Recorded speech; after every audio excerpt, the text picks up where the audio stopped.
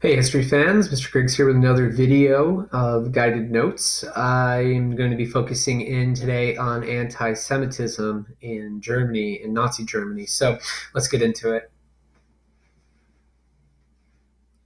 All right, so anti-Semitism in Nazi Germany. As we know, anti-Semitism is anti-Jewish sentiment or prejudice against the Jewish population in a certain country or region. And today we're going to be focusing in on the Nazis and their anti Semitism.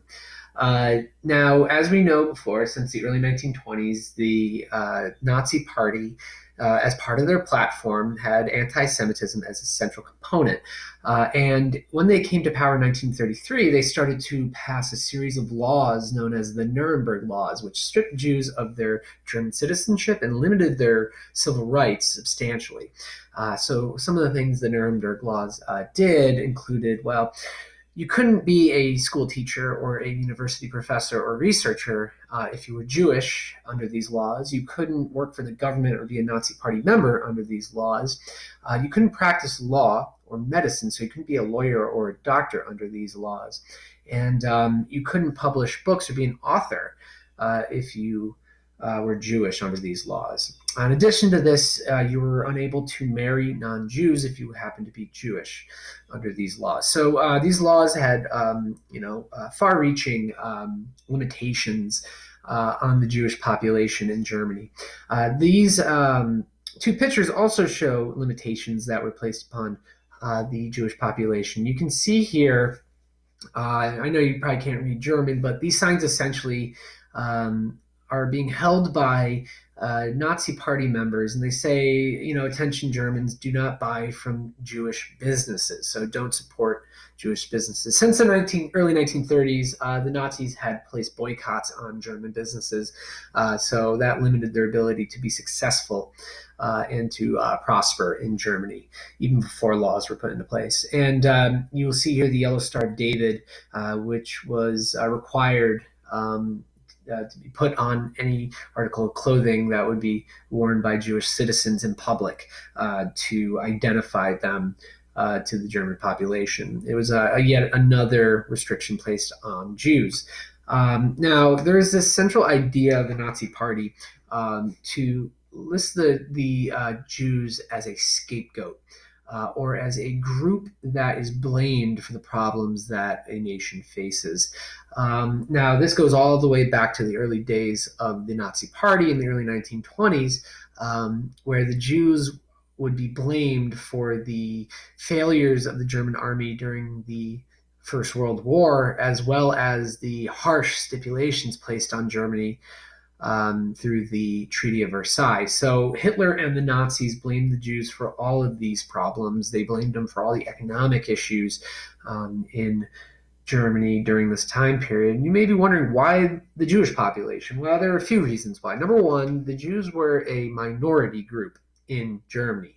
So they had fewer numbers than ethnic Germans who lived in Germany. They also had a different cultural history than many Germans, and they had different cultural customs than many other Germans. They also obviously had a different religion than many Germans, so they were easy to single out by the Nazi Party, and many Germans followed suit. Now, again, just a quick reminder: anti-Semitism wasn't created by the Nazis. It has certainly been around for centuries and centuries and centuries. And it isn't a new problem, but the Nazis were able to make it part of official policy, which is really scary and really terrible for the Jewish population there. And as we saw with the Nuremberg laws, it became official law. Anti-Semitism did. So, that's something to really think about as we move forward. Now, a lot of people ask when the Holocaust started, and historians will have different answers for that. You can go back to the boycotts of the early 1930s against Jewish businesses. You could go to the Nuremberg laws and the limitation on civil rights and citizenship, the Jews in the early and mid 1930s. And you could also point to Kristallnacht, which is the Night of Broken Glass. Now, A little background information. In early November, on November 7th in 1938, a young Polish Jew shot and assassinated a German Nazi diplomat in Paris, France. And just like the not the Nuremberg, but the Reichstag fire in 1933, Hitler used this event as a excuse to clamp down on the rights of German citizens and Jewish citizens. And what ends up happening is a few days later, Nazi mobs, with the backing of the Nazi Party and the government, um, go out across the country into major cities and even towns and start to smash the windows of Jewish homes and businesses. They destroy Jewish owned property. They burn down synagogues and places of worship for the Jewish people, damage schools, and so on and so forth. And this is all done in unison across the country on November 9th and November 10th in 1938. At the end of the night, tens of thousands of Jews are arrested and sent to concentration camps, which have existed in Germany since the early 1930s. The first one being Dachau, just north of Munich. They were first created to hold political opponents and other quote unquote undesirables in German society, but very quickly is overwhelmed with Jewish prisoners. As we know, the Holocaust becomes a central part of the plan to eradicate the Jews from the German and then eventually European continent. So, it's Germany itself and the European continent as a whole. So this is a turning point for the Jewish population in Germany. So it's really a big deal, and it's certainly a really negative event in European history. It's certainly something that signals what is to come in terms of the Holocaust and other anti-Semitic policies.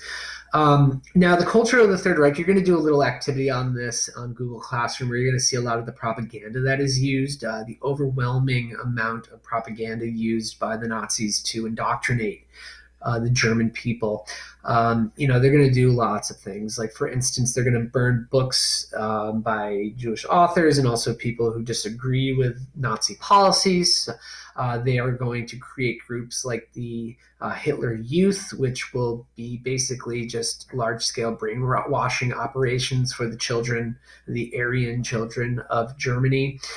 They're going to condemn the arts, including a lot of those artists who we talked about in a previous presentation, because they'll be seen as degenerate art, or art that goes against the philosophy of the Nazi Party.